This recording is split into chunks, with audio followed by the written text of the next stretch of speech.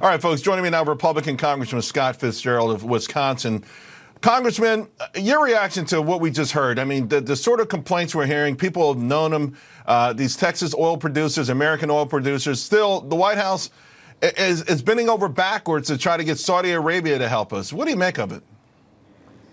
Yeah, I mean, Charles, what we're seeing today is, fist bumps with the Crown Prince, and it's just unbelievable. I've been to those West Texas oil fields, and the level of frustration is just incredible.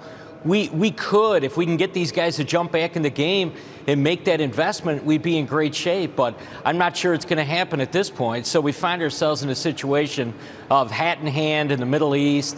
And, when you talk to former Secretary Pompeo, he's saying, listen, this is just as much about stability in the Middle East as it is about oil. And I just don't have the faith in President Biden he can negotiate anything. Yeah, I'm going to pick up on that because it's not just Saudi Arabia. We're still trying to do this thing with Iran, bring them back into the community of nations, even though we know now they're going to be selling drones to Russia to aid their invasion of Ukraine. I mean, just how far backwards do you think this administration will be willing to go to sort of check those boxes, whether it's Saudi Arabia and Iran?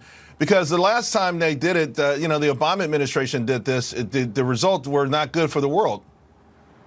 No, and let me just say, I mean, as a member of Congress, even a greater concern and a further concern is the back channel discussions that have been happening between Iran and China for some months now. So, don't take my word for it. All you have to do is kind of watch what's going on globally, and you'll figure out that the U.S. is not necessarily in a great position when it comes to any of these countries right now under the Biden administration. And, of course, the higher oil prices just help those folks who use that money to export terror, whether it's regional terrorism in the Middle East or, of course, Putin's war. I do want to ask about here at home. President Biden just not relenting at all. He continues to pound away on small businesses like gas station owners, really, just trying to shame them. And, of course, if it's not them, it's everyone else. Is there at any point, I mean, you have inside scoop, maybe some of your colleagues across the aisle, where you think the White House might want to reverse and think about what they're actually doing and saying? Or is this a greater war on capitalism itself? Oh, I think if it was up to some of the members of Congress on the other side of the aisle, they would have already tried to make or appease kind of some of the oil companies into luring them back into starting to make the investments that are going to be needed.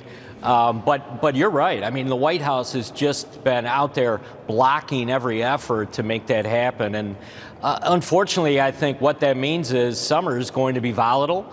You see a little bit of relief in the state of Wisconsin at the pumps, but, families are planning those vacations right now, and it's hitting them hard. I mean, I hear it every day. On the 4th of July. That's all I got was an earful of people in Wisconsin saying, too much at the pumps, and you're having a direct effect on the bottom line of our pocketbook. Yeah, and people are wondering what the next 4th of July is going to be like. Let me stay with the small businesses for a moment. I know you're an advocate for them. We have producer price index, which was through the roof, and a lot higher than CPI. I keep saying businesses are doing profiteering all wrong. The NFIB small business report was really frightening. Is there anyone down there in D.C. trying to help the small businesses? Because I think they're going to be priced out of business more. We've seen hundreds of thousands of them go out of business during an economic boom. That shouldn't be happening. No, and as a member of the Small Business Committee in the House, one of the things we've talked about is kind of the tail end of the PPP loans and just how it did save some of these small businesses, but now the transition has been painful. And the one sector I think that's being ignored is light manufacturing. I mean, if you think about the goods and services angle and whether or not those products are going to be able to flow into these small businesses at any type of rate that they need, a lot of this was based on-time delivery and some of the stuff that manufacturing has been doing for years. That's all been derailed. So for us to come back anytime quickly, it's going to be difficult. Yeah, well, we're already seeing the numbers, and it's really ugly and dispiriting, considering that small businesses are the backbone of this country. Congressman, thank you very much. Appreciate it. Thanks, Charles. Thank you.